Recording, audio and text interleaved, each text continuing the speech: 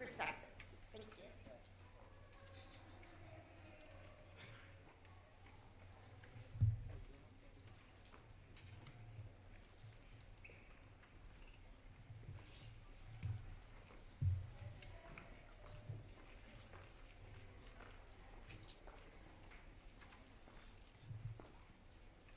Thanks so much. It's really an honor to be here. Thank you to AAMC for inviting me to conduct this panel, and thanks to everyone on the panel for showing up. I'm Natalie Campbell. I'm an independent curator working as a consultant for the DC Public Library in Washington, D.C. I also teach in the Curatorial Practice MFA program at MICA in Baltimore, the Maryland Institute College of Art. When I saw the theme of this conference, I was immediately inspired to host a panel on the value of curating in the public library and some of its implications. And I thought, I just quickly, how many archivists and librarians are in the audience today? If people would raise their hands. A couple. How many in the audience have curated an exhibition either in a library space or in partnership with a library? Woo! And then how many of you have worked with public libraries specifically? Okay. That kind of matches my experience. What do you guys say? Yeah. So I'm really excited to hear what your perspectives have to bear on what we're talking about. So I'm joined by Stephen Fulwood, who will talk about his arc from New York Public Library and Schaumburg to the Nomadic Archivist Project, which consults and partners with libraries. Tempest Hazel, a curator, writer, artist, advocate, and director of 60 Inches from Center in Chicago. Marissa John, an artist who has truly engaged the public nature of public libraries in all kinds of ways through both directly running community engaged projects and simply by showing up outside the library to engage the audiences that are already using the libraries on a daily basis. And Sophia Marissa Lucas, assistant curator at the Queens Museum, who has just wrapped a major exhibition, the Queens International 2019 volumes, about the organization of knowledges in the library, including 3 installations at Queens branches. And I come at this work from curating social practice and producing multimedia arts projects, and from working in Washington, D.C., a place where local audiences can sometimes be all but invisible.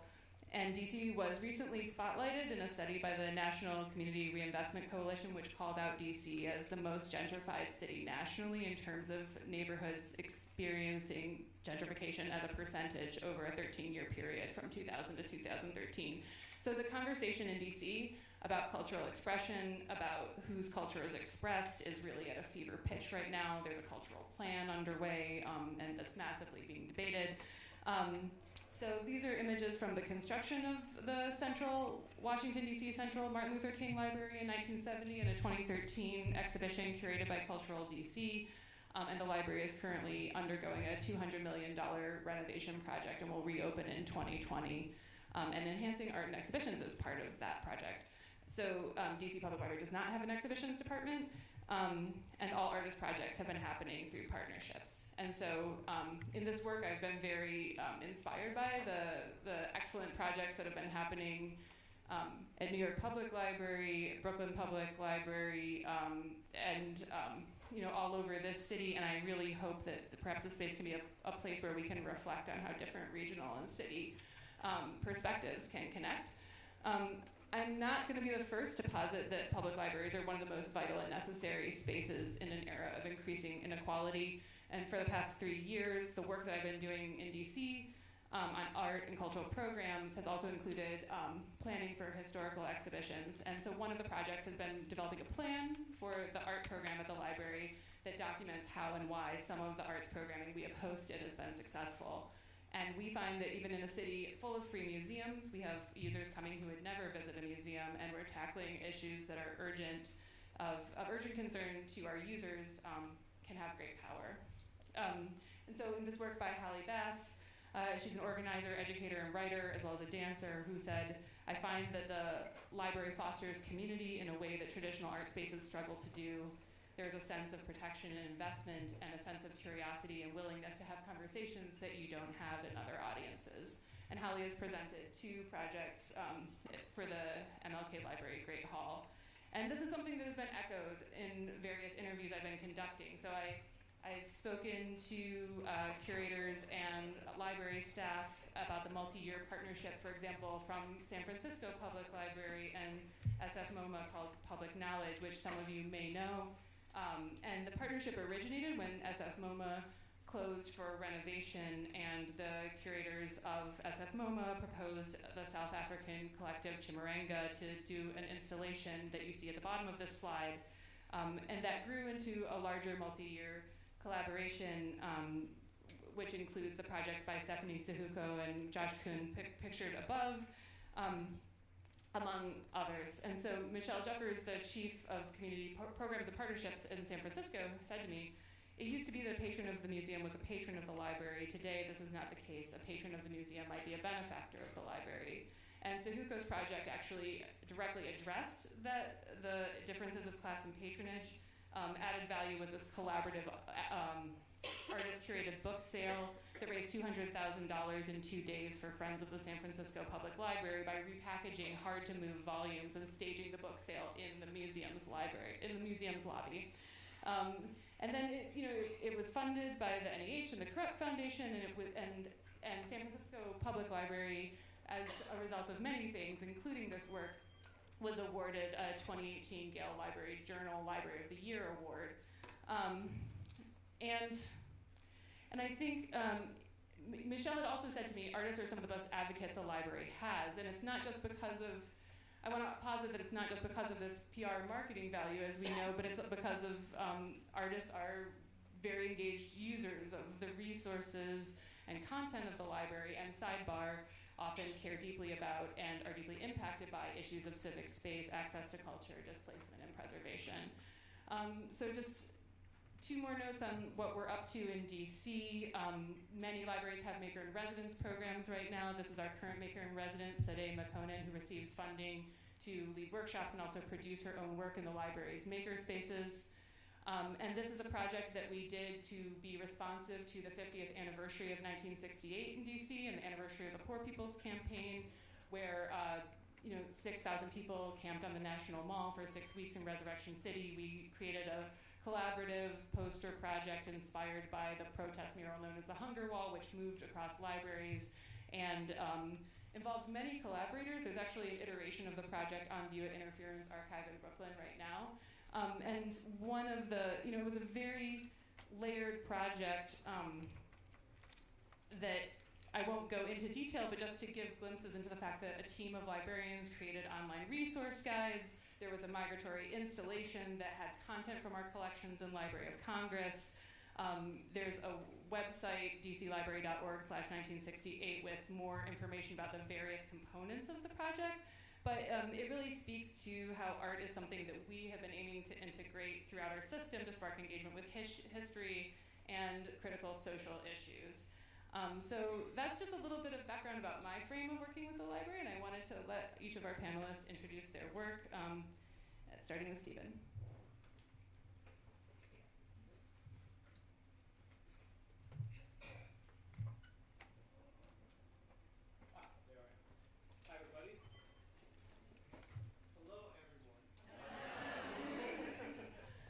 I'm sorry, I probably didn't have my mic on, and so I want to take you back. You can come sit on a porch with me and my siblings if you like. Say hello to Karen, Pamela, Darrow, and Cynthia. This is one of my favorite photos of all times. I have both the original and several digital copies squirreled away for obvious reasons. I want to talk a little bit about archives. Archives in particular have offered me some amazing insights into my family's and my own journey about what I value as a human and why, and how being an archivist keeps me searching, connecting people to resources, and I love that work. So, in effect, I love working with all of you, right? Theoretically. My tenure at the Schomburg Center is where I became a student of African diasporic histories. Working as an archivist and later as a curator, I learned things that still preoccupy and haunt me. My personal, professional, and spiritual mission is to continue being useful to the community that gave birth to me, to help them understand and how to navigate museums, archives, and libraries, sometimes starting their own institutions. Excuse me. But let's face it, everybody. If you're not an archivist, you don't know what we do. And that's okay with me because I like bringing people into the world of archives and thinking about how best to introduce them based on their perceived and stated interest. In some ways, it's been easier to work with students, historians, scholars, genealogists, etc., mainly because in my experience, they frequent the public library more than art curators. Being an archivist and curator also taught me about the history of institutions, governments, museums, places where community memory is archived, saved, displayed, offered, and in some ways reduced to the theory of the moment or a catchphrase. We need diversity. Do we? I'll return to that. I signed on to this conference because I wanted to briefly share some of my insights about my road to archival and curatorial work, history and advocacy, and to listen to how our curators see their work now and how they engage public libraries as they seek to move beyond the walls, but also manage to both stay relevant and not afraid to look at their complicated histories. I grew up in the Midwest in the 1970s on the south side of Toledo, Ohio. Our local library, Mott Branch Library, is still on Dorr Street, D-O-R-R Street, about a half a mile away from my home. I remember being a first grader standing hand in hand with another kid staring at a book by Alice Childress, A Hero Ain't Nothing But a Sandwich. I remember standing there thinking, they spelled her name wrong. It should be Alice Children. I was 7 years old. 20 years later, I would return to that library as a children's librarian, and 33 years later, I would process the Alice Childress papers at the Schomburg Center for Research of Black Culture. Destiny? You tell me. I spent 19 years, 3 months, and 24 days at the Schomburg Center. I know, I look 30, was it 20? I'm pretty young. But I left for two reasons. One, I wanted to spend time with my father, who was ill at that time, but also wanted to try my hand at filmmaking. But I'll always be an archivist, and later on I'll talk a little bit about the nomadic archivist and tell you what we're doing. But right now, I'd like to tell you about the In the Life Archive. Right place at the right time. Schomburg provided me with the technical, philosophical, theoretical, and historical grounding I needed to serve to build this archive. Shortly after the Schomburg founded its In the Hip Hop Archive in 1999, I followed suit with the In the Life Archive, then named the Black and Lesbian Archive. Since I was active in the community, I knew the artists, the activists, organizations, and others who have been creating culture for over 3 decades or more. I'm really just a lucky guy.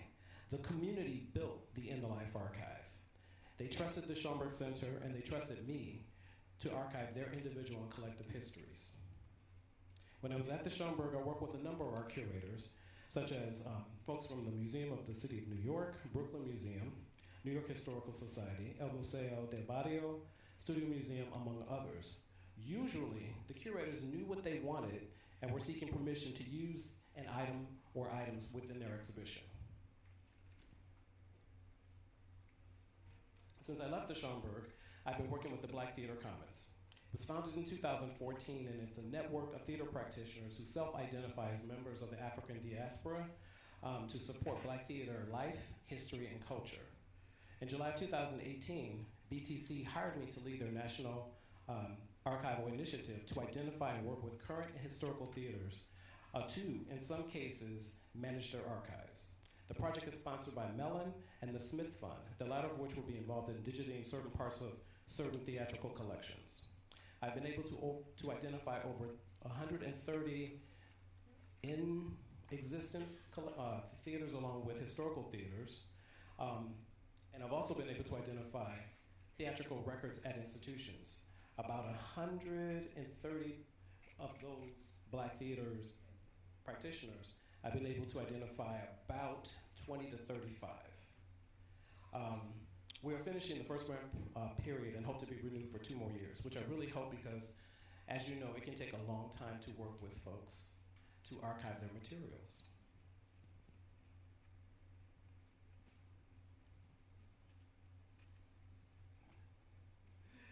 I was trying to dazzle you with my, these are the items from the Black Theater collection. There we are. So lastly, I want to tell you about what I'm doing now, in addition to learning how to be a filmmaker.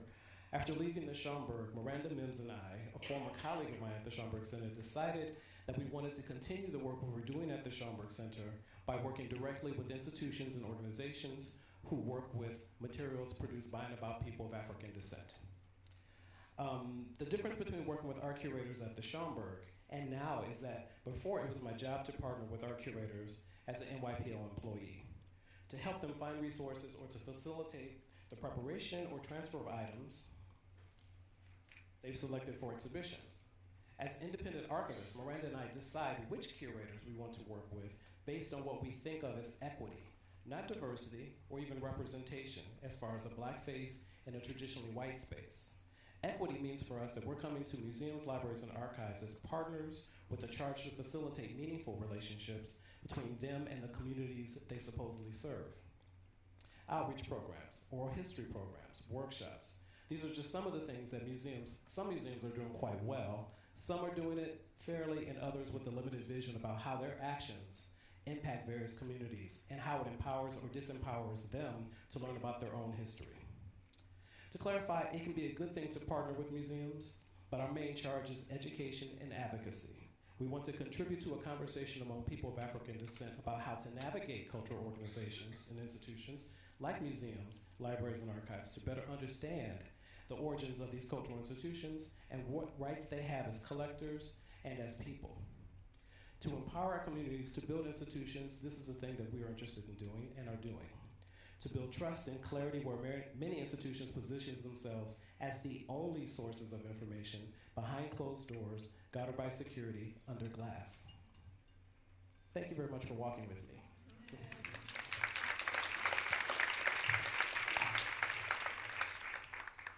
Hi, everybody. So I am Tempest Hazel, and I'm here actually wearing two different hats. I'm the Arts Program Officer at the Field Foundation, and I'm going to talk a little bit about that and then pivot into my work as co-founder of 60 Inches from Center. So first and foremost, Field Foundation is a organization that gives grants to Chicago-based organizations through the lens of racial equity by paying very close attention to how resources are or aren't distributed in Chicago, specifically along the lines of geography, race, and economics. So we give grants in art, justice, media and storytelling, and leadership investment. And we do it primarily to organizations that are led by, meaning the board and the staff and the people making decisions by people of color, and also organizations that are headquartered on the south and west sides of Chicago. And for those of you who know Chicago, those tend to be the areas with neighborhoods that are experiencing the most divestment. So many of those neighborhoods don't necessarily have brick and mortar museums or theater spaces or performance spaces or music venues. But what they do have is an abundance of creative talent and thinkers. And what they do have is an abundance of space, different kinds of space. Something that we at Field Foundation call third spaces, which isn't home, it's not school, it's not work, but it's everywhere else that are sites of potential for culture, creativity, and gathering to happen. So on Chicago's south and west side, the most abundant third spaces are parks, empty lots, and libraries. So Chicago is actually unique in that within about a mile or so of any home, most homes in the city, you can find a library or a park. So these public spaces are just abundant and accessible. And as free, accessible, and open hubs of knowledge and the exchange of information, there are a lot of artists, arts organizations, families, different folks who really see libraries as their community centers, as their places for professional development, as their museums, their performance spaces, their theaters. So they serve these multitude of purposes. So instead of seeing the lack of museums or theaters or these brick and mortar institutional spaces on the south and west sides as an issue that a foundation has to come in and pour money into erecting these new spaces, we really look to these different sites of potential as serving, really seeing who they're already serving, and then how they can just serve even more as these cultural institutional spaces. So that's a little bit about the work that I do at Field as the arts program officer, really supporting and amplifying the organizations that are doing that work, that are working closely with libraries to insert programming, artists, opportunities, gather people. So then I'll pivot a little bit into 60 Inches from Center. So 60 is my labor of love, my 6 to all the other hours of the day that I'm not at Field Foundation. And we were founded in 2016. Not 2016, 2010. That's a big difference. In 2010 is an online publication. And we were really founded for art historians, people who were studying art history like myself, who wanted to continue to work with art history and think through art history, but didn't necessarily see the path into becoming a curator in a museum or academia as something that we wanted to do at the moment. So, and we were kind of engaged in these different communities, seeing these artists doing this amazing work and not learning about it. So we were really interested in finding ways to uplift that through writing specifically.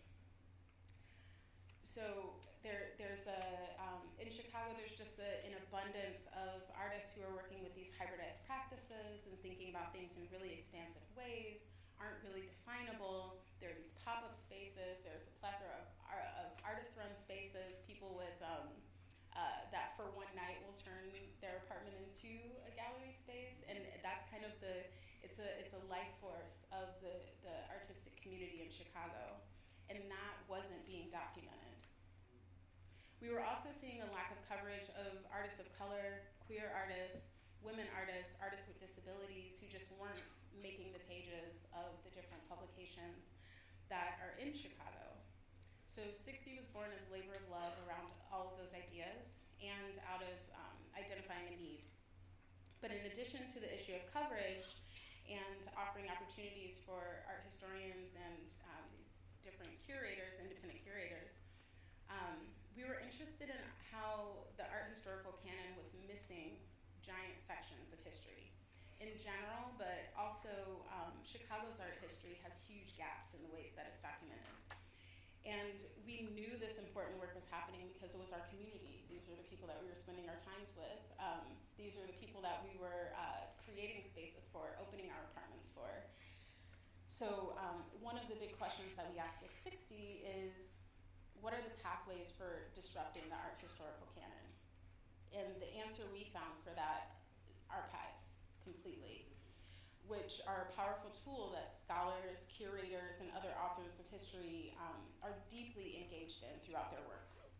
So we saw engaging archives as equally as important as creating the content and the writing itself. So today what that means is a long list of archives that we partner with who cover culture across race, discipline, and medium. We've added over 700 files to the Chicago Artist Files, which I'll talk about. And in 2010, when we started, it meant establishing a relationship with our now longest archive partner, the librarians who are the stewards of the physical Chicago Artist Files at the Harold Washington Library, which is the main branch of the Chicago Public Library. If you come to Chicago, from Chicago, been to Chicago, go to the Harold Washington Library. It's one of my favorite places.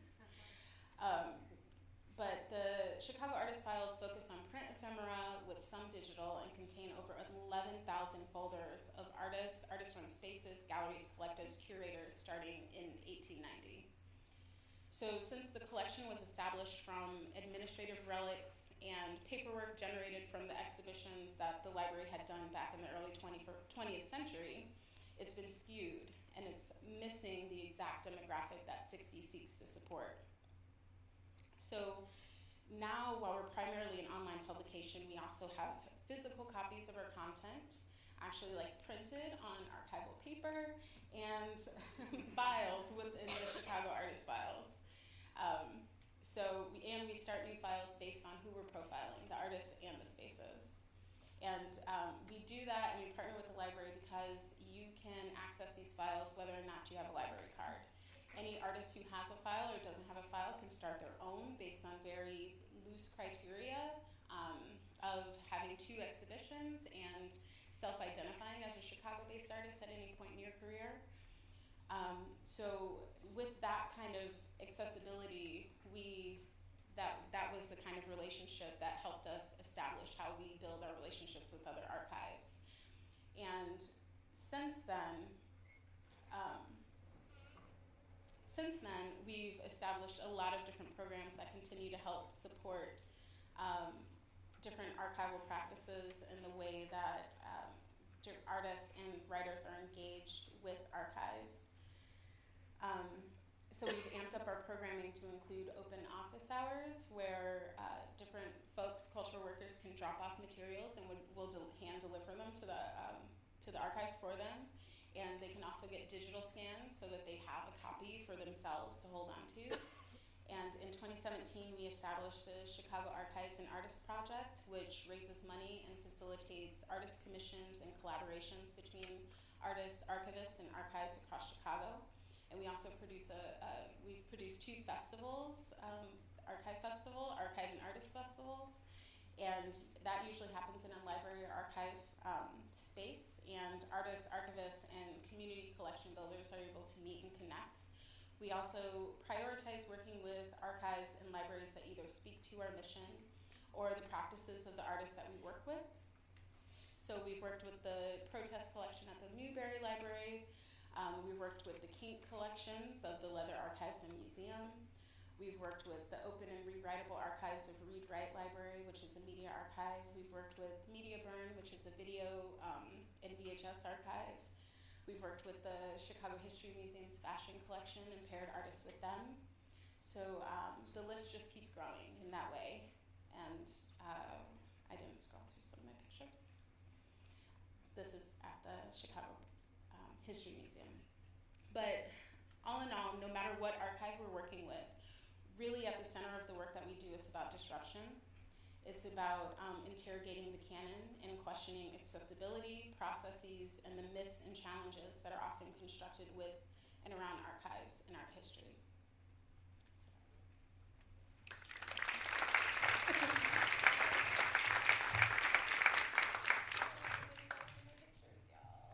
But these are just some examples. And this is from the festival.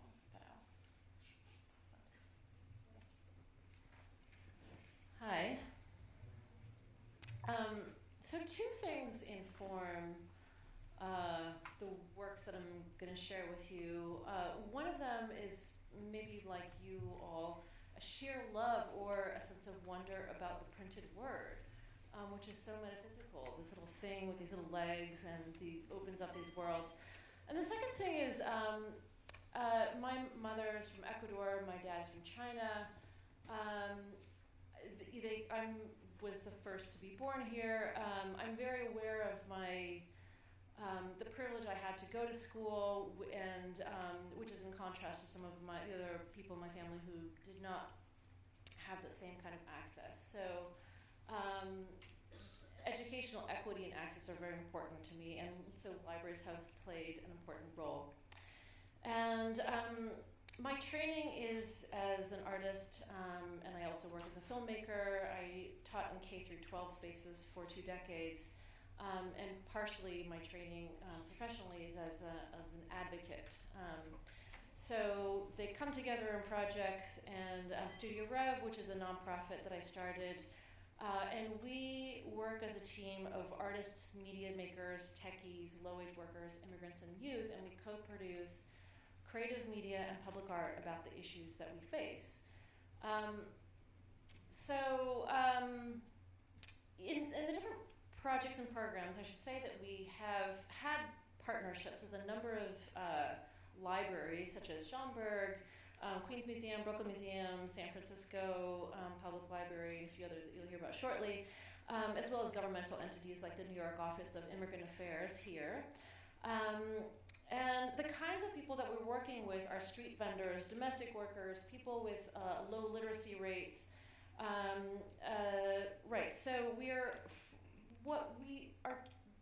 because these are groups of people that are traditionally hard to reach, it's important for us to meet them where they're at. So we're always switching media to do so, and really thinking about nodes and circulation flows and where to connect with people. This is a project called Contrattados, which is a Yelp site for migrant workers that we created with an advocacy group that is based between Mexico and here. And it's for migrant workers from Mexico to rank and rate their employers, so H1A and H2B workers. And there's both the pull factor for the site to get people to come and write reviews is that the reviews that have 5 stars function like a job board. And our role was to create the audio novellas and these pocket-sized comics that are handed out in places like farmers markets or in laundry, where you go to wash the laundry, Greyhound bus terminals, check cashing places, and also libraries. So it's places where people go to access the internet. This is the man of my life. This is Biblu Bandido, and he is a character that I created with this community in the library club in El Pital, Honduras. And this community, because I had been doing literacy and bookmaking in San Francisco Public City Schools for a number of years, they invited me to come do a workshop, and they said, you have to come. We have the largest library in northern Honduras. And so when I came there, they showed me the library, which was 1 bookshelf long. And so my goal was to help them foster a culture of self-publication and pride in chronicling their stories. So to make the bookmaking workshop stick, we created this character who eats stories, and he's so hungry for stories that he terrorizes little kids, pesters, it's not really scary, until they offer him stories that they've written. We staged it. It's a small community of about 400 people in a rural setting. People believed he was real. Someone called the cops, and the cops came, and if the cops come, then it must mean that he's a real thing. After I staged it, I went away. A year and a half later, I learned that the Library Club, which is a group of adults and kids and teens, had kept the legend alive, wherein the third Wednesday of every month is Biblu Bandido Week, where they create new episodes and characters, and they enact it on the following Sunday. And on that Sunday, they enact it with one of the 19 participating villages. And then that group of people had this library club, had then, at the invitation of other library clubs in Nicaragua and also in other places in Central America, had taken it. So the legend has spread. So now it's been 10 years, so there's 500 believers plus. And then since that time, I've taken that project to other museums and libraries. Here in the States, it's the Perez Museum in Miami. Recently, the Sugar Hill Museum of Art and Storytelling in Central Harlem, which is, that exhibition was curated by Amy Rosenblum Martin, who's here in the audience. And we spatialized the legend about this character that we love to hate. So you could go there and you could write a story, and you could hear about the other people's legends, and you could sacrifice your own story to appease this character.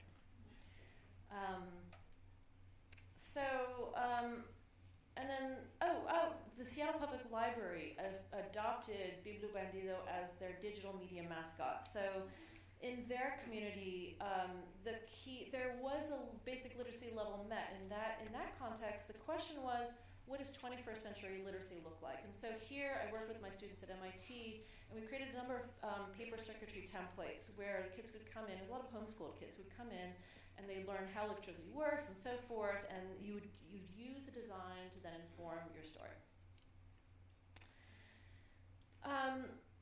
The last project that I'll share with you is called the Care Force, which is an ongoing project that I've done since 2011 in collaboration with the National Domestic Workers Alliance, which is a alliance of 10,000 women across the United States.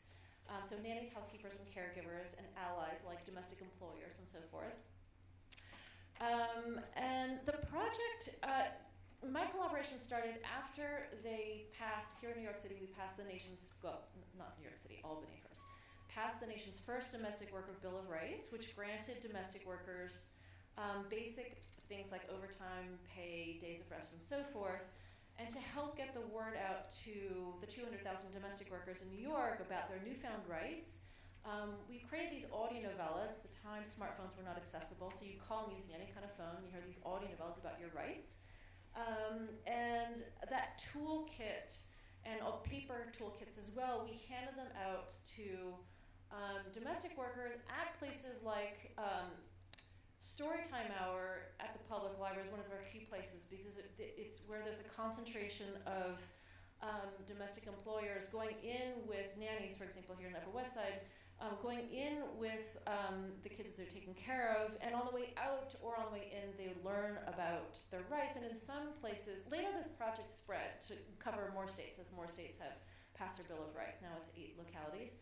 And so, for example, the librarians in San Francisco would tell to, after story time was over, they'd say, and on your way out, don't forget to pass by the nanny van, which is, we had then, by then invented this mobile studio to meet domestic workers where they're at. So we've had a nice relationship with libraries in that way, so in tangential, not so central way. And the, pardon?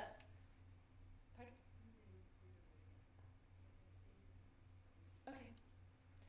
There's a video online that's produced by PBS and has been shown at public libraries. Thank you. My name is Melissa John, and here is 1967 Lincoln Station Flag.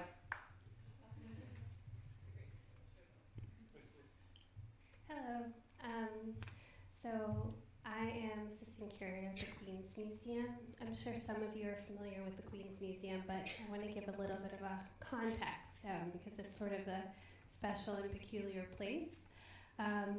It's in Flushing Meadows Corona Park, which, although it's called the park, is actually a fairground that dates from the 1939 World's Fair and the 1964 World's Fair. And the museum itself is a pavilion.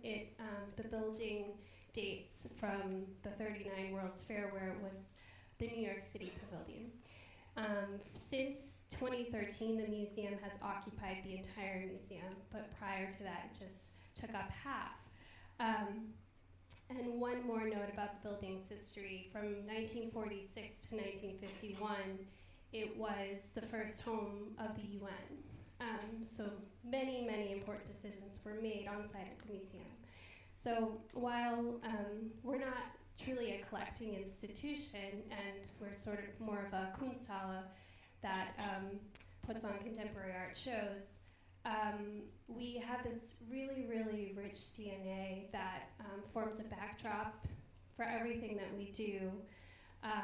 And you know, we're isolated in this little park, but surrounded by some of the most interesting and diverse communities in the world. So that's also an aspect of what we do. The exhibition that I organized is part of a series called the Queen's International, which was inaugurated in 2001, and this by Tom Finkelpearl, and as the incoming director at the time. And this was really a way for Tom, who had been working at PS1, to look at the queens he never knew, and get to know its artists, and you know, by engaging that community, get to know all of Queens. So it's largely an open call based exhibition. And it remains so, although we do on occasion invite specific artists, and I'll mention one later. But as I said, the museum took over the building in 2013, and it was part of the vision of the architects that it would have this ungodly, almost enormous central courtyard with natural light. And it's sort of the bane of the Curators' existence because it's a multi-purpose space. So while you might think, oh, it's like an indoor sculpture park and you can put huge sculptures there and it'll be just glorious, you know, we have special events there, community meetings, all kinds of things have to take place there, so everything either has to move or not take up too much space. But as I was starting to think about, you know, this Queen's International, I wanted to think about all the quirks of the building, the quirks of its context, and think about what it means to embrace these things in a way that maybe can help us go back to the mission of the Queens International and connect even more with the community.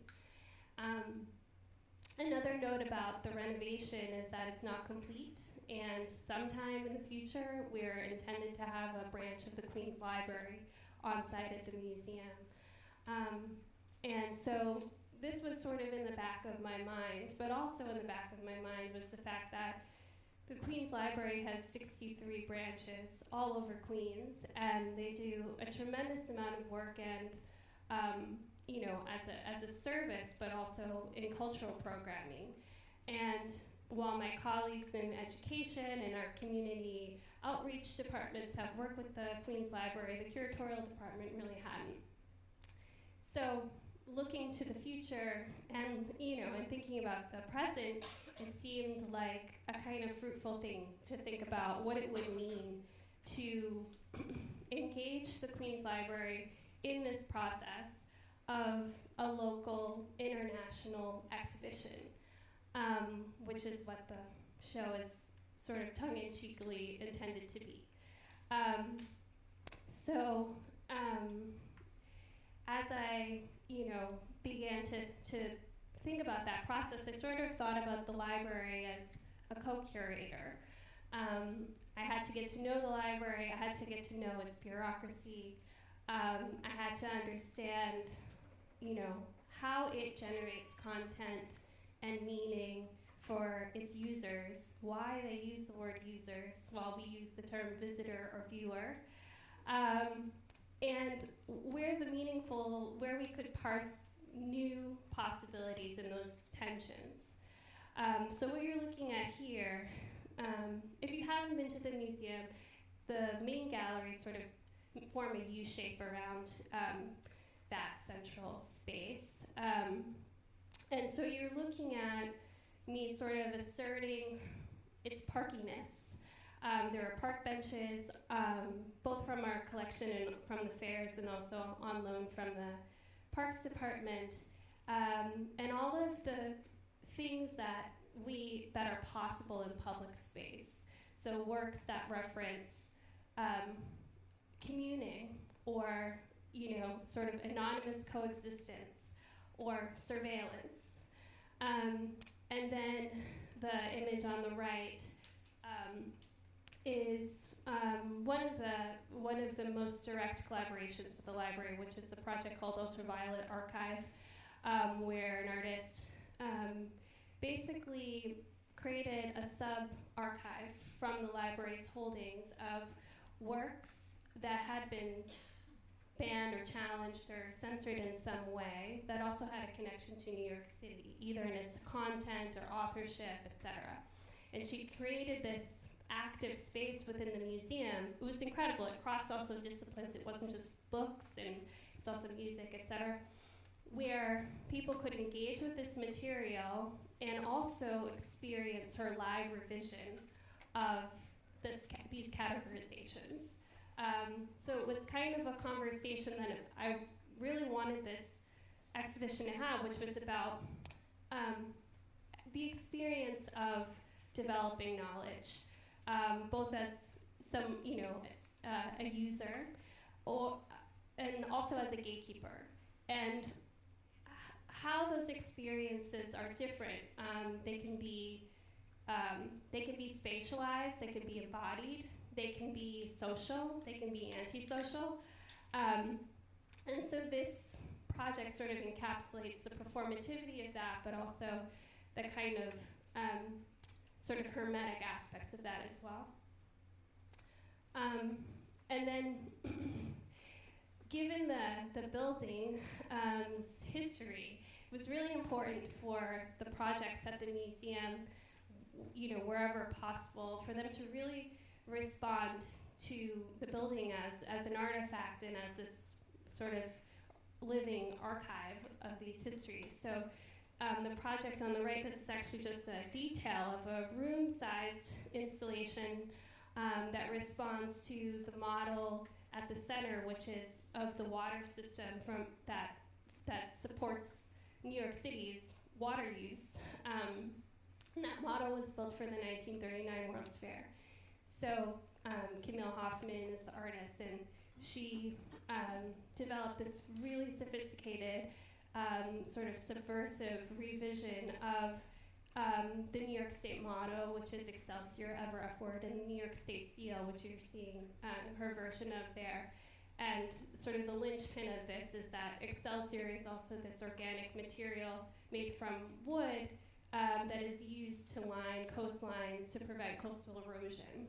So, and then on the left was sort of a figure that was on my mind. This is a new sculpture of Milford Graves, who is a pioneering avant-garde jazz musician, but who has recently begun making sculpture. So we made about 9 as one large installation for this. But this was sort of an answer to another question I had in the exhibition, which is, like, how do you capture the energy of Queens? And how it's we're constantly moving in and out of interactions and learning in this, really fast-paced, dynamic way.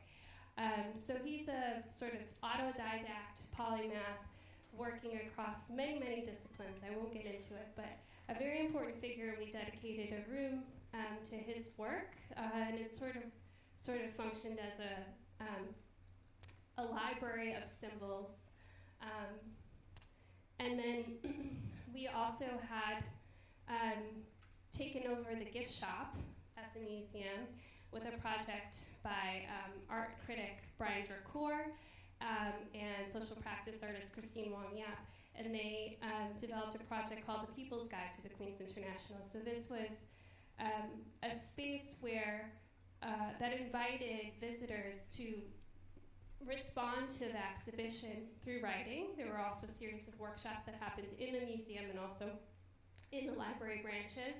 And their responses were published online and in zines.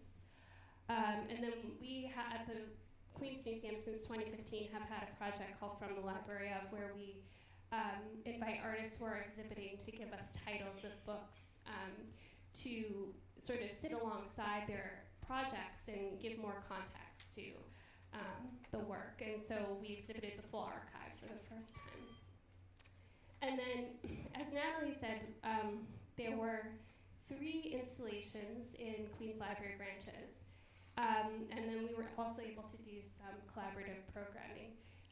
What ultimately happened was like a very sort of truncated version of the original vision for the collaboration, but we were very happy to have these 3 projects. And so the first one we're seeing here is a project by collaborators Paulo Javier and David Mason, where they're exploring nonsense poetry, exploring kind of the third languages that multilingual or bilingual people often know intimately. I'm wrapping up. Sorry. So the way we kind of, established that this was a project that would make sense at the LaFrac City Library was that LaFrac City is one of the most diverse housing complexes in Queens. And so they actually developed a performance project with eventually that happened at the museum based on this project with performances with participants from the library itself. And then finally, at the Central Library, a conceptual artist, Patrick Lauren, who spent many, many months wandering through the library, talking to staff and patrons, developed this project called Passage, where he, in this extremely economical gesture, just illuminated all of the possibilities of the library by making a viewer through 18 stacks of books.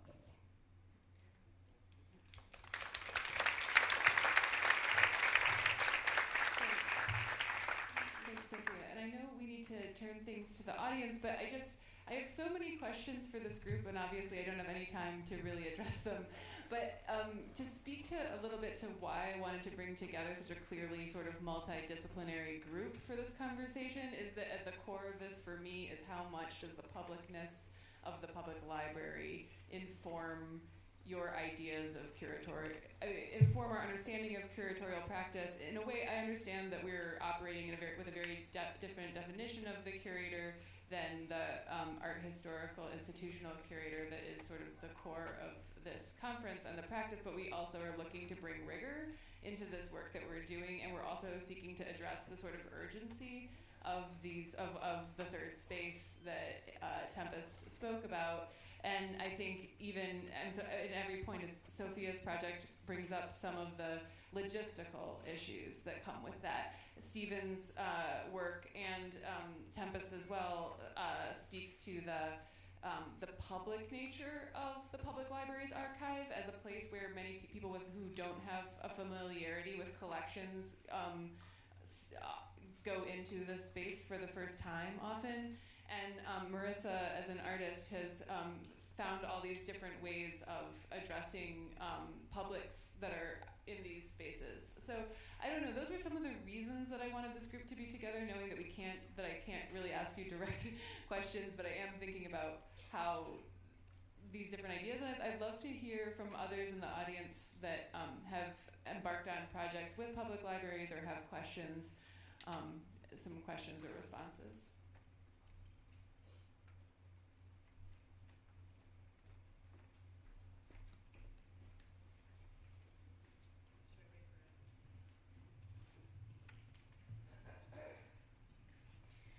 Well, thanks for this panel. I have to say, when I saw it listed in the program, I think I was imagining something different, and I thought it would maybe be about how those of us who work in museums could learn from and incorporate some of the radicalness of the public library mission, the deep kind of public commitment. And as American museums and elsewhere have kind of turned to sort of really understanding a kind of an expanded mission that they could take on. So I guess I'd be kind of curious to hear from on the panel, what, as opposed to thinking how you could take art and curatorial practice into the library, what would you want to take from the public library and bring into the walls of the museum and bring some of that mission inside the museum institution? That kind of dovetails. I'm going to kick it to Sophia and maybe Tempest.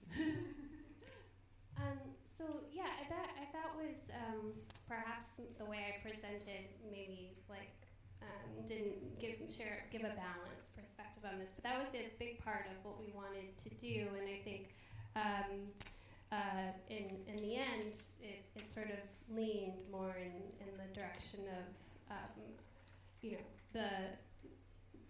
the conversation between libraries and museums and their shared work informing the exhibition framework in general. But I think one of the things that I was interested in was the fact that the Queen's Museum in particular, which does a lot of community engaged work, has an almost identical mission to the Queen's Library.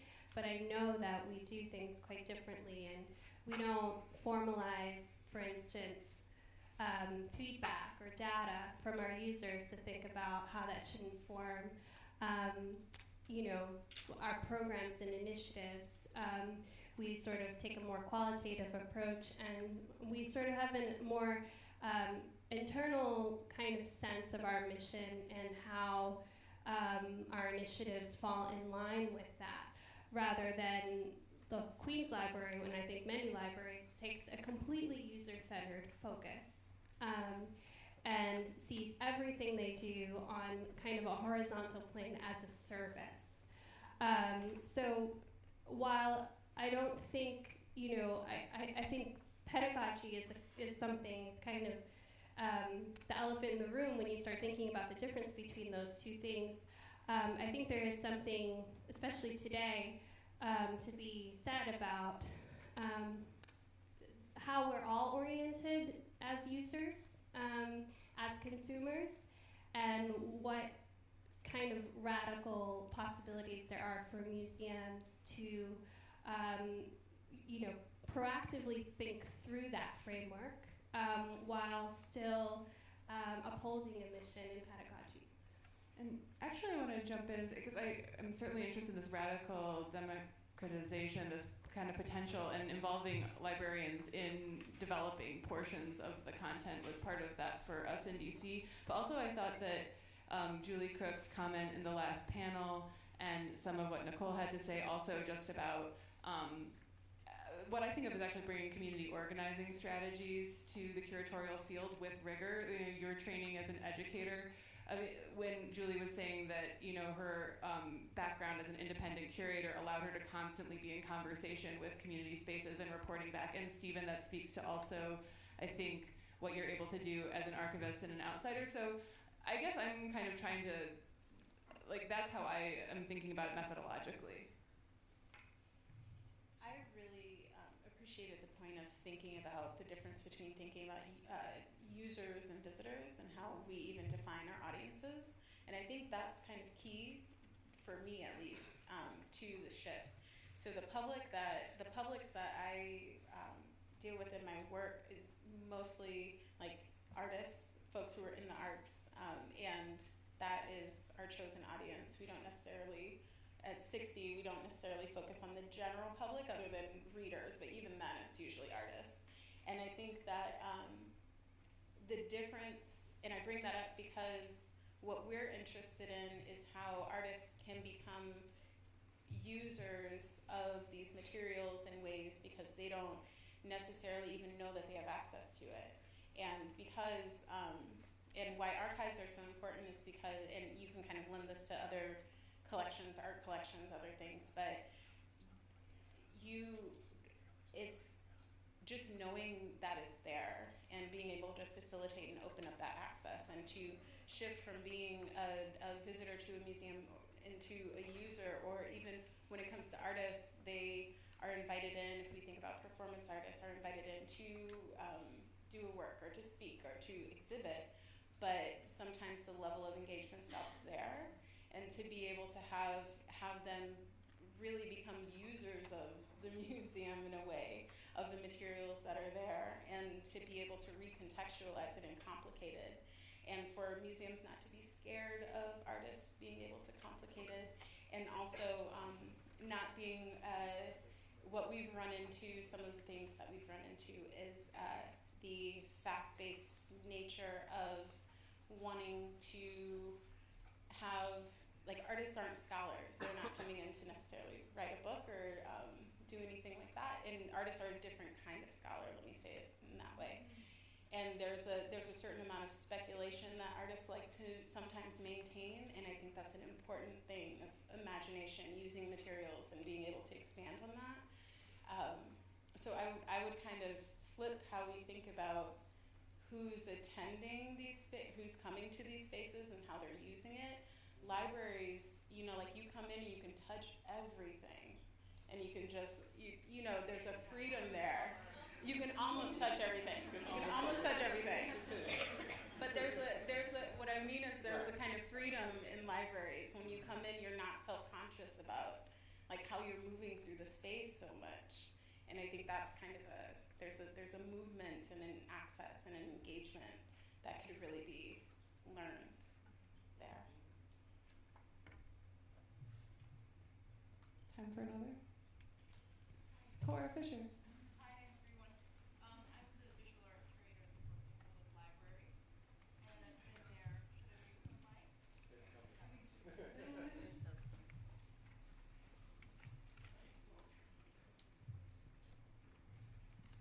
Thank you. Hi, everyone, and thanks so much for a really informative and enriching discussion. I'm a visual arts curator who comes from a museum background, and I happen to be at the Brooklyn Public Library now, and it's been such an enlightening experience. And just to kind of respond to this last question about the convergence of these two very different kinds of institutions, I would say, is I had the privilege of bringing Camille Rashid, who is also a very interdisciplinary artist and thinker, to do a participatory project with us. And what effectively happened is that she allowed users or visitors or patrons to become co-authors, actually.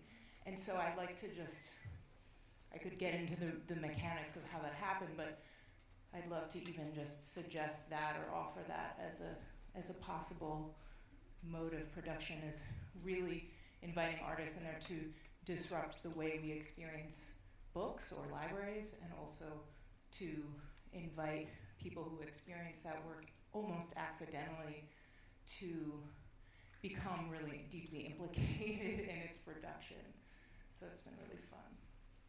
And the Americans for the Arts Animating Democracy Initiative published a framework called Aesthetic Perspectives that speaks to this a little bit, the idea of what are the descriptors for the aesthetics of social change work or civically engaged work for social change, and risk, disruption, co-creation, communal meaning are some of those words. And I think that those are, I mean, when we talk about reviewing this work with rigor, I appreciate you bringing up the value that was created in that really, really beautiful piece.